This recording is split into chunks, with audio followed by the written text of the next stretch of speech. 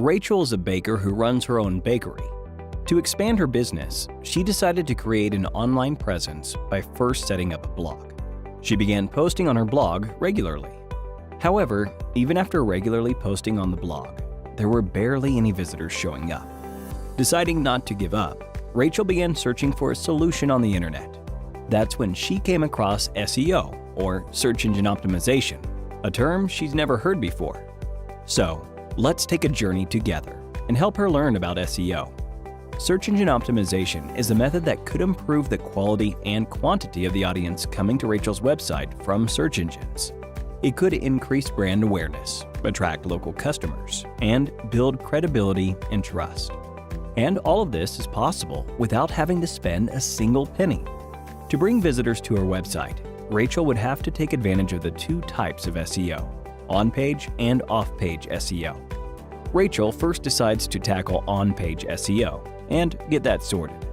On-page SEO involved Rachel optimizing her website, both in terms of content and the technical aspects, including the HTML source code, schema, meta tags, and more.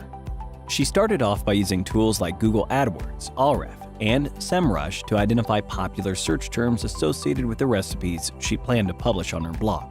She began to look for search terms related to the broader area of baking, cooking, and related topics. Once she found these search terms, she began to incorporate them into her recipes. She started off by providing an introduction to the recipe. With this, she could provide an engaging beginning to her story, like how the dish reminded her of her childhood, and enabled her to naturally include the search terms into the blog. She also included these keywords in the actual recipe as well.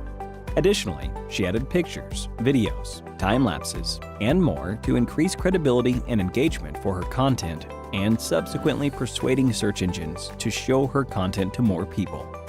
After this, she moved to the website meta content that search engines display when her blog appears in search results. She optimized the meta tags, alt tags, header tags, and more. This completed the on-page aspect of SEO. Thanks to this, she saw a significant increase in the number of visitors coming to her page. Having done all she could on her webpage, she now decides to explore what could be done off-page to improve her page's visibility on search engines. Off-page SEO involved Rachel doing things outside her site page to help increase its search engine rankings.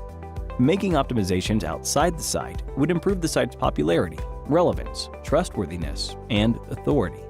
This is possible with the help of reputable websites vouching for your content with backlinks, social media marketing, guest blogging, linked, unlinked brand mentions, influencer marketing, and much more. Rachel also understood that for her content to reach people, she would have to promote it on social media platforms like Facebook, Twitter, and Instagram, as well as niche platforms like Quora, Reddit, and Medium. These could help her achieve greater reach for her website by sending stronger social signals to search engines, leading to the page being shown as highly relevant for related searches and audiences. And even after understanding and implementing all of this, Rachel had just scratched the surface of what was possible with SEO. Let's go back to Rachel. Rachel decided to take up Simplilearn's digital marketing certification.